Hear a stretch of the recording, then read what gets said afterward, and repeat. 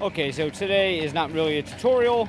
This is more or less going to be a service tip. Now, if you're backlapping the Jacobsen Greensking 4 Plus, just a couple things you want to keep in mind and things you may want to adjust that you may not already know. Now, when you turn the machine on, let me show you. Well, first, you will have your key here, which will put it into the backlap mode. All right. When you start the machine on, this particular machine, if you're not familiar with it, you can operate each reel individually. Okay, so this would be your left, this would be your center, and this would be your right back there, or right over there.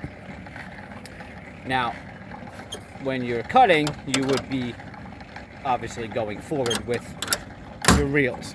Okay, but now that you're in the backlap mode, you can either do all three at once or one at a time. You want to pull them down, which will make that reel spin the opposite direction in order to backlap it.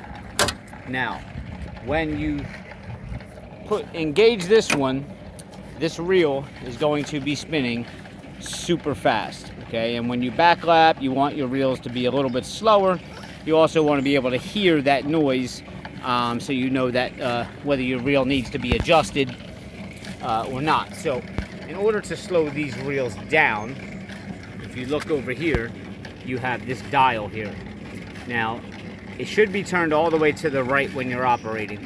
When you're backlapping, when the machine's on, you can turn this almost all the way to the left, according to whatever is good for you, which will slow that reel down, and you will start to hear that compound grinding, which really helps me by ear, knowing which side of my reel needs adjustment by the noise of the compound.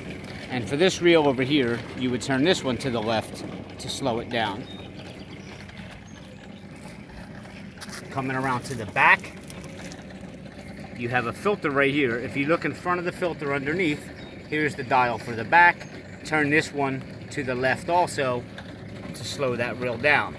Now, this is important. When you go to operate the machine, you want to make sure you turn them all back to the right until they are tight, as far as they can go.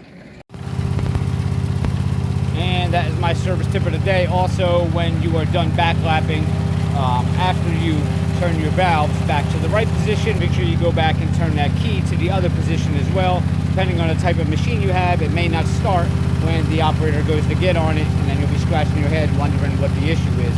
So close all the valves and turn the backlap key back to the off position, and that's it. So hopefully this tutorial helped somebody out there, and if it did, hit subscribe below and give me a like, guys. I do these videos daily. I'll see you next time.